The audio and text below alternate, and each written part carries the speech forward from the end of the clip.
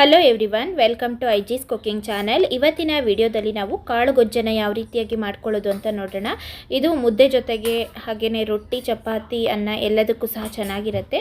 ಅದರಲ್ಲೂ ಮುದ್ದೆ ಜೊತೆಗಂತೂ ಒಂದೊಳ್ಳೆ ಕಾಂಬಿನೇಷನ್ ಅಂತಲೇ ಹೇಳ್ಬೋದು. ತುಂಬ ಈಸಿಯಾಗಿ ಮಾಡ್ಕೊಳ್ಬಹುದು. ಹೇಗೆ ಮಾಡೋದು ನೋಡೋಣ. ಅದಕ್ಕಿಂತ ಮುಂಚೆ ಯಾರೆಲ್ಲ ಇನ್ನು ಚಾನಲನ್ನು ಸಬ್ಸ್ಕ್ರೈಬ್ ಆಗದೆ ನೋಡ್ತಾ ಇದ್ದೀರಾ, ದಯವಿಟ್ಟು ಚಾನಲನ್ನು ಸಬ್ಸ್ಕ್ರೈಬ್ ಮಾಡ್ಕೊಳ್ಳಿ. ಈ ಒಂದು ಕಾಳು ಗೊಜ್ಜನ್ನು ಮಾಡೋದಕ್ಕೆ ಇಲ್ಲಿ ನಾನು 2 ಥರ ಕಾಳನ್ನು ಉಪಯೋಗಿಸ್ಕೊಳ್ತಾ ಇದ್ದೀನಿ. ಚೆನ್ನ ಕಾಳು ಹಾಗೆ ಹೆಸರು ಕಾಳನ್ನು ತೊಗೊಂಡಿದ್ದೀನಿ. ಇದನ್ನು ಒಂದು ರಾತ್ರಿ ಫುಲ್ಲು ನೆನೆಸಿ ತೊಗೊಂಡಿದ್ದೀನಿ ನಾನು. ಇದನ್ನೊಂದು 5 ರಿಂದ 6 ಗಂಟೆ ಬೇಕಾದರೂ ನೆನೆಸಿ ತೊಗೊಳ್ಬಹುದು. ಹಾಗೆ ಈ ಒಂದು ಕಾಳು ಗೊಜ್ಜಿಗೆ ಯಾವ ಕಾಳನ್ನು ಬೇಕಾದರೂ ಉಪಯೋಗಿಸ್ಕೋಬೋದು. ಇದನ್ನು ಮಾಡೋದಕ್ಕೆ ಗ್ಯಾಸ್ ಮೇಲೆ ಈ ರೀತಿ ಪ್ಯಾನ್ನ ಇಟ್ಕೊಂಡು 3 ರಿಂದ 4 ಚಮಚ ಎಣ್ಣೆ ಹಾಗೆ 1 ಈರುಳ್ಳಿಯನ್ನು ಈ ರೀತಿ ಕಟ್ ಮಾಡಿ ಹಾಕ್ಕೊಳ್ತಾ ಇದ್ದೀನಿ. ಎಣ್ಣೆ ಕಾಯ್ದ ನಂತರ ಈರುಳ್ಳಿಯನ್ನು ಹಾಕ್ಕೊಳ್ಬೇಕು. ಹಾಗೆ ಇದ್ರ ಜೊತೆಗೆ 1 ಟೊಮೆಟೊನ ಸಹ ಕಟ್ ಮಾಡಿ ಹಾಕ್ಕೊಳ್ತಾ ಇದ್ದೀನಿ. ನೋಡಿ, ಇದನ್ನು ಚೆನ್ನಾಗಿ ಎಣ್ಣೆಯಲ್ಲಿ ಫ್ರೈ ಮಾಡ್ಕೊಳ್ಬೇಕಾಗತ್ತೆ. ನೋಡಿ, ಈಗ ನಾನು ಇದನ್ನು ಎಣ್ಣೆಯಲ್ಲಿ ಫ್ರೈ ಮಾಡ್ಕೊಳ್ತಾ ಇದ್ದೀನಿ. ಟೊಮೆಟೊ ಸ್ವಲ್ಪ ಮೆತ್ತಗಾಗೋ ತನಕ ನಾವು ಇದನ್ನು ಈ ರೀತಿ ಫ್ರೈ ಮಾಡ್ಕೊಳ್ಬೇಕಾಗತ್ತೆ. ತುಂಬ ಕಡಿಮೆ ಸಮಯದಲ್ಲಿ ನಾವು ಈ ಒಂದು ಕಾಳು ಗೊಜ್ಜನ್ನು ಮಾಡ್ಕೊಳ್ಬಹುದು. ಹಾಗೆ ಮುದ್ದೆ ಜೊತೆಗಂತೂ ತುಂಬಾ ಚೆನ್ನಾಗಿರುತ್ತೆ. ನೋಡಿ, ಈಗ ದಿಢೀರಾಗಿ ಮನೇಲಿ ಏನಾದರೂ ತರಕಾರಿ ಇಲ್ಲ ಮಾಡ್ಕೊಳ್ಬೇಕು ಅಂದಾಗ ಈ ರೀತಿ ಮಾಡ್ಕೊಳ್ಬಹುದು. ಹಾಗೆಯೇ ನೋಡಿ, ಸ್ವಲ್ಪ ಅರಿಶಿನವನ್ನು ಹಾಕ್ಕೊಳ್ತಾ ಇದ್ದೀನಿ. ಇದರಿಂದ ಟೊಮೆಟೊ ಬೇಗ ಮೆತ್ತಗಾಗುತ್ತೆ. ನಂತರ ಇದನ್ನು ನೀಟಾಗಿ ಮಿಕ್ಸ್ ಮಾಡ್ಕೊಳ್ಳೋಣ. ತುಂಬ ಈಸಿಯಾಗಿರುವಂತಹ ಒಂದು ರೆಸಿಪಿ, ಅಷ್ಟೇ ಟೇಸ್ಟಿಯಾಗಿ ಸಹ ಬರುತ್ತೆ. ಇದೇ ವಿಧಾನದಲ್ಲಿ ಖಂಡಿತವಾಗ್ಲೂ ಸಹ ನೀವು ಟ್ರೈ ಮಾಡಿ.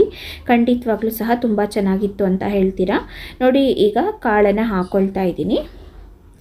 ಯಾವುದೇ ಕಾಳಿದ್ರೂ ಸಹ ನಾವು ಈ ರೀತಿ ಕಾಳು ಗೊಜ್ಜನ್ನು ಮಾಡ್ಕೊಳ್ಬಹುದು. ನಾನಿಲ್ಲಿ 2 ಥರದ ಕಾಳನ್ನು ಉಪಯೋಗಿಸ್ಕೊಳ್ತಾ ಇದ್ದೀನಿ. ನೋಡಿ, ಇದನ್ನು ನೀಟಾಗಿ ಈಗ ಫ್ರೈ ಮಾಡೋಣ.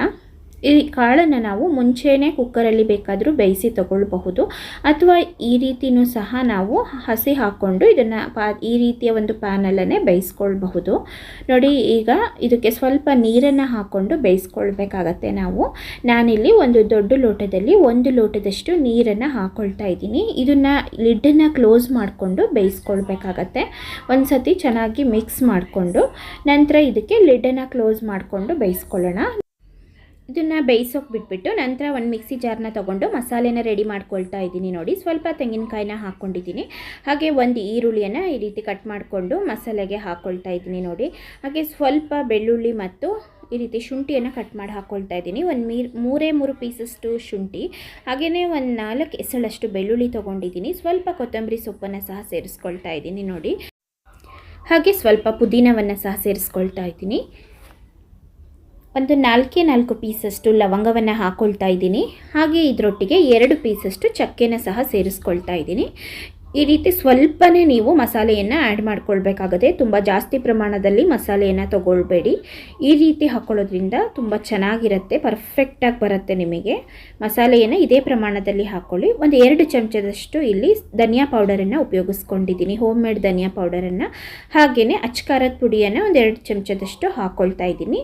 ನಿಮ್ಮ ಖಾರಕ್ಕೆ ಅನುಸಾರವಾಗಿ ನೀವು ಅಚ್ಚಕಾರದ ಪುಡಿಯನ್ನು ಉಪಯೋಗಿಸ್ಕೊಳ್ಬೇಕಾಗತ್ತೆ. ಹಾಗೆ ಒಂದು 1/4 ಚಮಚದಷ್ಟು ಅರಿಶಿನವನ್ನು ಸೇರಿಸ್ಕೊಳ್ತಾ ಇದ್ದೀನಿ. ಈಗ ಇದೆಲ್ಲದನ್ನು ಸಹ ನಾವು ಚೆನ್ನಾಗಿ ನೀರು ಹಾಕ್ಕೊಂಡು ಗ್ರೈಂಡ್ ಮಾಡಿ ತಗೊಳ್ಳೋಣ. ತುಂಬಾ ಈಸಿಯಾಗಿ ಮಾಡ್ಕೊಳ್ಬಹುದು ನಾವು ಇದನ್ನು. ನೋಡಿ, ಈ ರೀತಿಯಾಗಿ ನೈಸಾಗಿ ಇದನ್ನು ರುಬ್ಕೊಂಡು ತೊಗೊಂಡಿದ್ದೀನಿ. ಈಗ ಇದನ್ನು ಕಾಳನ್ನು ನಾವು ಬೇಯಿಸಿದ ನಂತರ ಸೇರಿಸ್ಕೊಳ್ಬಹುದು. ನೋಡಿ, ಈಗ ಕಾಳು ಸಹ ಚೆನ್ನಾಗಿ ಬೆಂದಿದೆ. ನೀರು ಹಾಗೆಯೇ ಹವೆಯಲ್ಲಿ ಆರಿ ಹೋಗಿದೆ. ನೋಡಿ, ಈ ರೀತಿಯಾಗಿ ಕಾಳು ಸಹ ಚೆನ್ನಾಗಿ ಬೆಂದಿತ್ತು.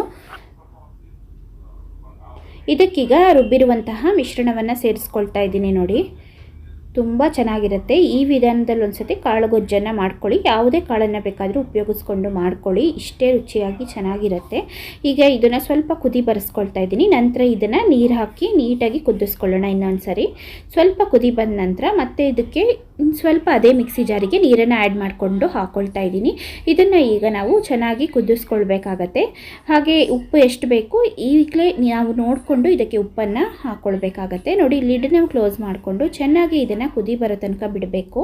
ನೋಡಿ, ನಂತರ ಇದೀಗ ರೆಡಿಯಾಗಿರುತ್ತೆ. ಕುದಿ ಬಂದ ನಂತರ ಈಗ ನಾವು ಗ್ಯಾಸನ್ನು ಆಫ್ ಮಾಡ್ಕೊಳ್ಬಹುದು. ತುಂಬಾ ಚೆನ್ನಾಗಿರುತ್ತೆ. ನೋಡಿ, ಈ ರೀತಿಯಾಗಿ ಬರ್ತಾ ಇದೆ. ನೋಡಿ, ಈಗ ಇದು ಗ್ಯಾಸ್ ಆಫ್ ಮಾಡಿದ ನಂತರ ಒಂದು 5 ನಿಮಿಷ ಬಿಟ್ಟು ಈ ರೀತಿಯಾಗಿ ಆಗಿತ್ತು. ಖಂಡಿತವಾಗ್ಲೂ ಸಹ ಟ್ರೈ ಮಾಡಿ. ತುಂಬ ಗಟ್ಟಿಯಾದಂತಹ ಒಂದು ಕಾಳು ಗೊಜ್ಜು. ಈಸಿಯಾಗಿ ಯಾರು ಬೇಕಾದರೂ ಇದನ್ನು ಮಾಡ್ಕೊಳ್ಬೋದು. ರೊಟ್ಟಿ, ಚಪಾತಿ, ಮುದ್ದೆ ಎಲ್ಲದ್ರ ಜೊತೆಗೂ ಚೆನ್ನಾಗಿರುತ್ತೆ, ರೈಸ್ ಜೊತೆಗೂ ಚೆನ್ನಾಗಿರುತ್ತೆ. ಟ್ರೈ ಮಾಡಿ. ಇಷ್ಟ ಆದರೆ ಲೈಕ್, ಶೇರ್, ಕಾಮೆಂಟ್ ಮಾಡಿ. ಹಾಗೆಯೇ ವಿಡಿಯೋನ ಶೇರ್ ಮಾಡಿ. Thank you.